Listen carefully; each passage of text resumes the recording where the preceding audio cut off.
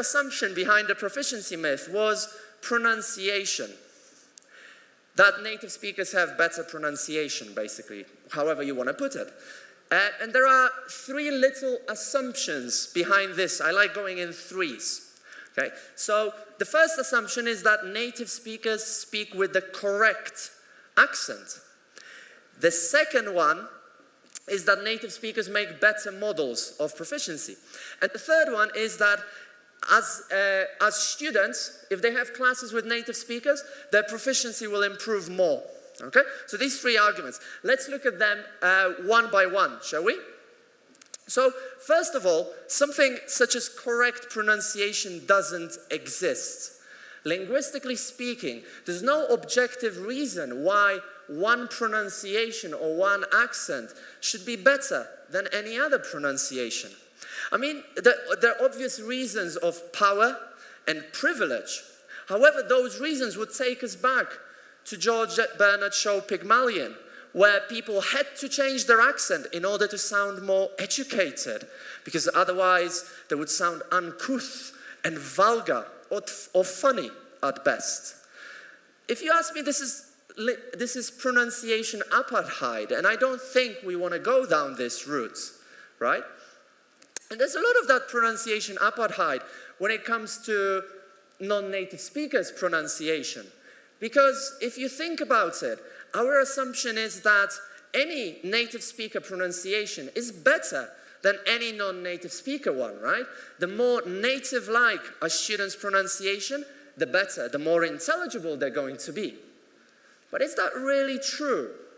Well, I'm skeptical. I really don't think it's true. So let me start with a story.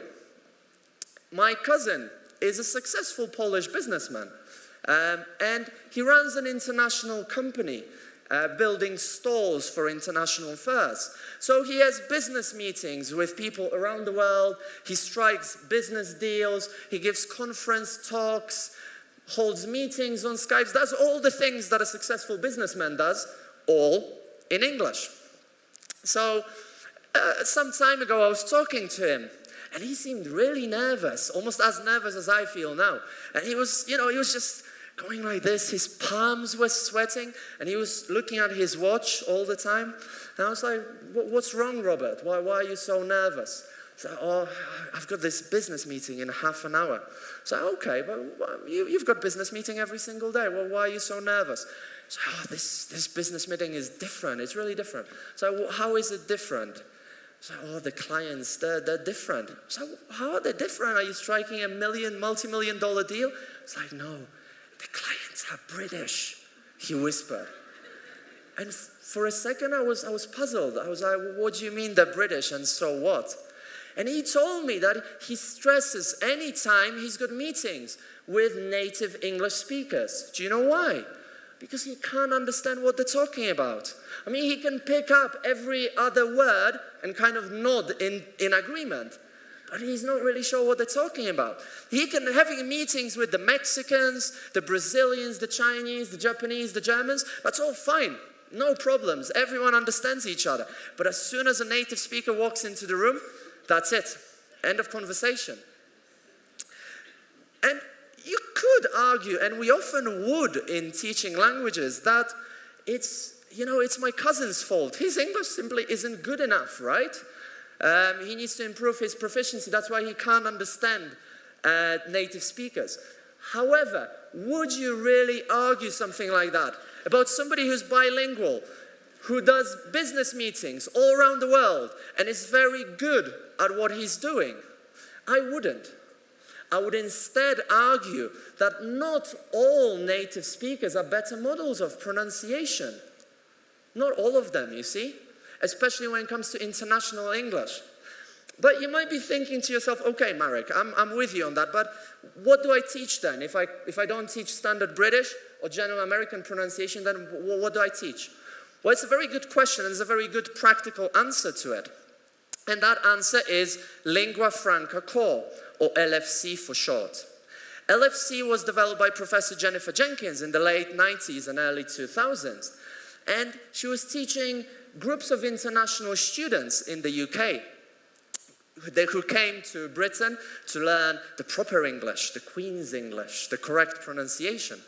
And as soon as they left the class, Jenkins noticed that they were breaking every single rule in the pronunciation book. They had all these horrible accents, foreign accents, and the word stress was all over the place. There were no weak forms and so on, but they were communicating.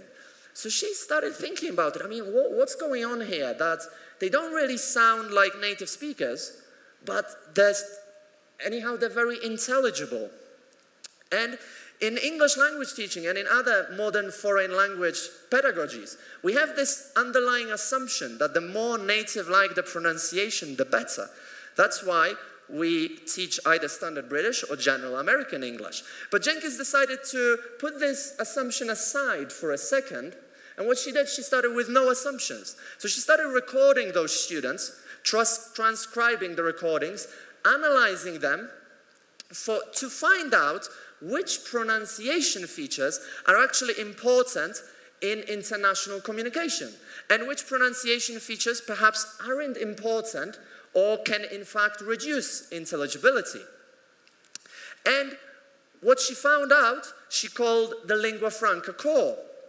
And the pronunciation features that are important for intelligibility are long and short vowels, all consonants except the th or the th sound, nuclear stress, so that's the most prominent stress in a given utterance. For example, this is not his book, it's her book.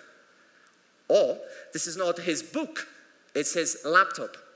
So that's nuclear stress. And finally, consonant clusters. So that's when two or more consonants come together. And since Jenkins did that pioneering research, a lot of research has been done in this area, and it all seems to be pointing in the same direction.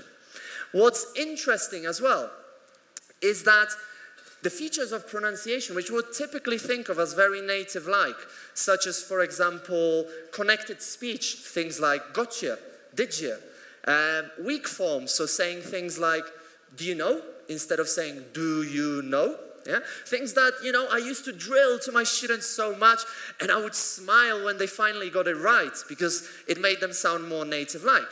In fact, these features, A, are not important for intelligibility.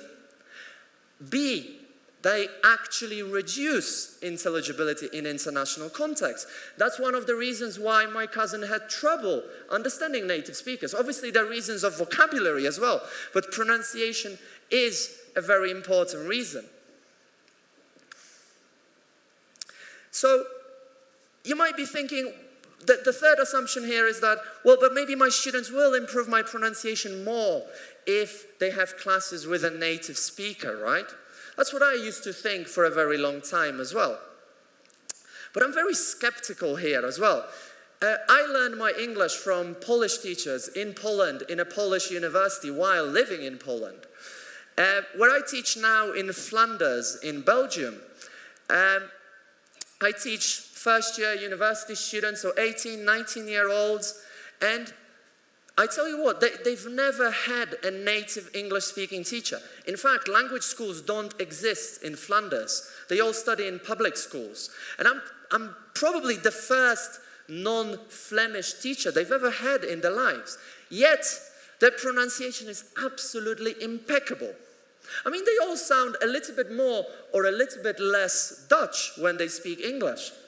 But so what? Their pronunciation is fantastic. And perhaps on that note, I think what we need to get across to ourselves is that there's nothing wrong with having a foreign accent. Think about it. When you speak Spanish, right? And somebody says, entonces usted es de Mexico. Yeah, they recognize your accent. You're like, yeah, of course I'm from Mexico. You're proud of it, right? It's part of your linguistic identity. I mean, it would be silly for you to pretend that you're from Cuba or from Spain or from Colombia. I mean, I'm sure we've all done it for a joke with our friends. But to put on an accent on purpose every single day, I think that would be a little bit strange. And I think the same holds true for non-native speaker accents. So if you're speaking English and you sound Mexican, well, so what? That's where you're from.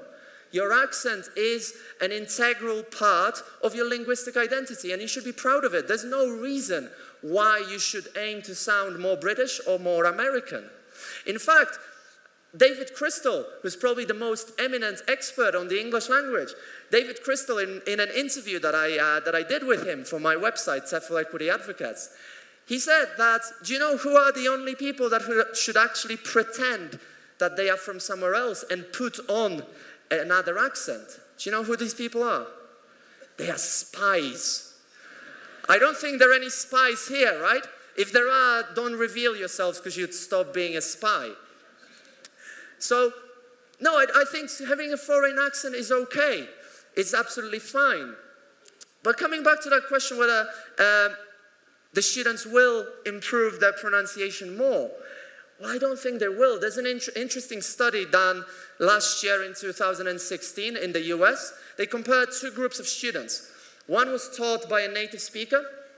The other was taught by a non-native speaker, who was also chosen because they had a particularly, pronounced foreign accent. The teachers had more or less the same qualifications, similar experience. They used the same pronunciation syllabus, more or less the same materials. They spent the same amount of time with the students in the classes. And the findings? Well, it turned out that the pronunciation of the students in both groups almost didn't improve at all. And the improvement was very similar in both groups. So if your students come to you next time saying, teacher or director, I'd like to sound more American, I'd like to sound more native-like, I think you have to tell them the truth. You have to tell them that having a native speaker teacher in a general English classroom for 3 hours a week won't change anything. Who you need is a teacher that specializes in pronunciation and in accent reduction. And you also need a lot of time, I think. And what you also need to get across to your students is that having a foreign accent is okay. There's nothing wrong with sounding Mexican when you speak English, right? It's part of your identity. To stay up to date, follow TEFL Equity on social media. We're on Twitter at TEFL Equity, on Google+, on YouTube, and on Facebook. You can also visit the website for free resources such as lesson plans, webinars, and blog posts. And you can also support the campaign for equal professional and employment opportunities for native and non-native speakers.